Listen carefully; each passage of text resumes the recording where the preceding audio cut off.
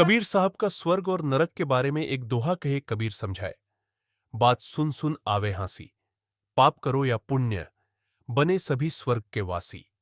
कितने भी मानव मरे, कहे स्वर्ग को जाए, पता नहीं किस मूर्ख ने दिया नरक बनाए।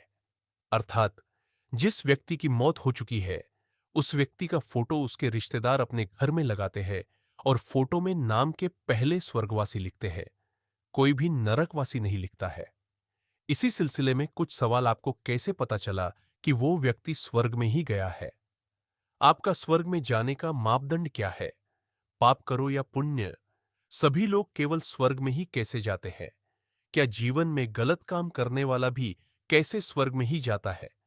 क्या आप इस बात को मानते हैं कि बुरे और गलत काम करने वाला भी स्वर्ग में जाएगा? स्वर्ग है स्वर्ग और नरक की कल्पना सुनकर और लोगों की मूर्खता को देखकर कबीर साहब को हंसी आती है। क्या है सच्चाई?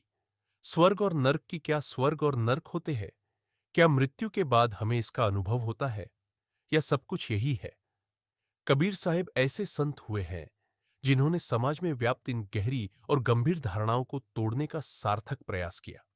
उन्होंने साफ शब्दों में कहा कि स्वर्ग या नरक धरती के नीचे या आसमान से ऊपर नहीं होते। दोस्तों, ये सब हमारे मन की अवस्थाएं होती है। अगर हमारा मन प्रफुल्लित है, शांत है, प्रसन्न है, तो यही जीवन हमारे लिए स्वर्ग है। और यदि हम दुखी हैं, अशांत है, क्लेश में है, तो यही जीवन हमारे लिए नरक समान हो जाता है। तो क्या हमें इन धारणाओं के प्रति अपनी सोच बदलनी चाहिए? आज हम साहिब की वाणी में समझेंगे कि स्वर्ग और नरक की सच्चाई क्या है और कैसे इसे हम अपने जीवन में अनुभव कर सकते हैं। दोस्तों, स्वर्ग और नरक कहीं बाहर या आसमान के ऊपर नहीं है, ना ही धरती के नीचे है। हम में से ज्यादातर लोग ये मानते हैं कि मृत्यु के बाद जिसके कर्म अच्छे होते हैं वो स्वर्ग में जाता है और जिसके कर्म खराब होते हैं वो नरक में जाता है। लेकिन कबीर साहब इससे सहमत नहीं थे। कबीर साहब मानते थे कि स्वर्ग और नरक हमारी मानसिक और भावनात्मक स्थितियां हैं। अगर हमारे मन में प्रेम, भक्ति और सद्भाव है तो मनुष्य इसी धराधाम पर, इसी जीवन में स्वर्ग का अनुभव कर सकता है। लेकिन यदि मन में आशाती है, क्रोध है, जलन है, तो यही जीवन इसी धराधाम पर नर्क बन जाता है। इसीलिए कबीर साहब कहते हैं कि सुखिया सब संसार है, खाए और सोए दुखिया दास कबीर है, जो जागे और रोए। समाज की स्थिति पर प्रकाश डालते हुए साहब कहते हैं कि यहां लोग भौतिक सुखों जैसे खाना पीना और सोना, इसे ही अपने जीवन का मुख्य उद्देश्य समझते हैं। उनको ये संसार सुखी लगता है क्योंकि ये सब अज्ञानता में लीन है, आत्मज्ञान की खोज में नहीं है। वे अभी जीवन के गहरे प्रश्नों से दूर है। इसीलिए साहेब खुद को दुखिया कहते हैं, क्योंकि उन्होंने जीवन का सत्य देखा है, समझा है। इसलिए साहेब एक जागृत आत्मा है, जागते हैं और संसार के इस मायाजाल से दूर रहते हैं और रोते हैं, क्योंकि उन्हें संसार के मायाजाल में मोह, दुख, भ्रम बिल्कुल साफ दिखाई देता है। साहेब कहते हैं कि लोग आत्मा को भूलकर इस नाशवान शरीर को ही सब कुछ मान बैठे हैं।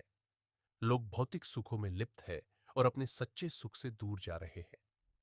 दोस्तों, जागे का अर्थ केवल शारीरिक जागना नहीं, बल्कि आध्यात्मिक जागृति है। रोवे का अर्थ आत्मा की पीड़ा और करुणा है, जो अज्ञान और मोह में फंसे इंसानों को देखकर रोती है। साहेब ने इस दोहे में बताया है कि सच्चा साधक बाहर से दुखी लगता है, क्योंकि वह संसार की झूठी हंसी को पहचान चुका होता है, लेकिन उसके भीतर दया, प्रेम, भक्ति और ज्ञान की अग्नि जल रही होती है। यही आध्यात्मिक दुख अंततः आत्मा को परम सुख की ओर ले जाता है। साहेब कहते हैं कि मनुष्य का सबसे शत्रु उसका मोह और अज्ञान होता है। लोग सोचते हैं कि धन, पद, प्रतिष्ठा ही उनको स्वर्ग दिलाएगी, लेकिन यदि यह चीजें मन में अहंकार और लालच को बढ़ा दें, तो यही नरक बन जाता है। उन्हें कभी शांति नहीं मिलती, जो सदैव अधिक पाने के लालच में उलझे रहते हैं। ऐसे लोग भले ही महलों में रहते हो, लेकिन मानसिक रूप से कभी संतुष्ट नहीं होते हैं, नरक में ही होते हैं। साहिब कहते हैं कि माया मरी न मन मरा, मर मर मर गए शरीर आशा, तृष्णा न मरी कह गए दास कबीर। अर्थात न माया मरी न मन मरा, कई शरीर मरते गए, इंसान की आशा, इच्छा और लालच यानी तृष्णा कभी नहीं मरे।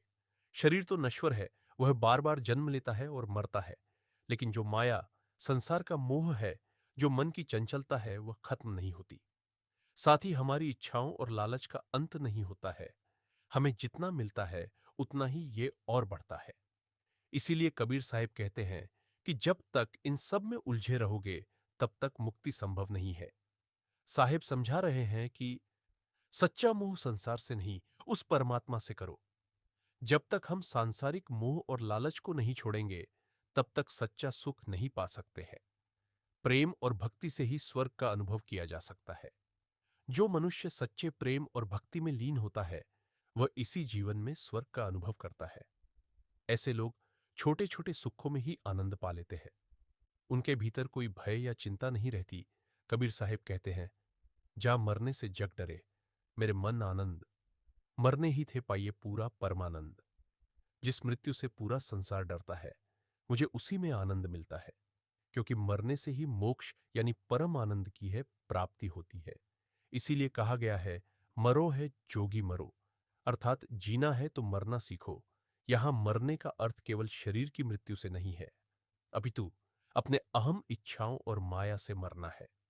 संसार मृत्यु से डरता है, लेकिन साहिब कहते हैं कि सही अर्थों में मर सको, अर्थात अपने अंदर के झूठे मैं को मार सको, तो यही स्वर्ग है।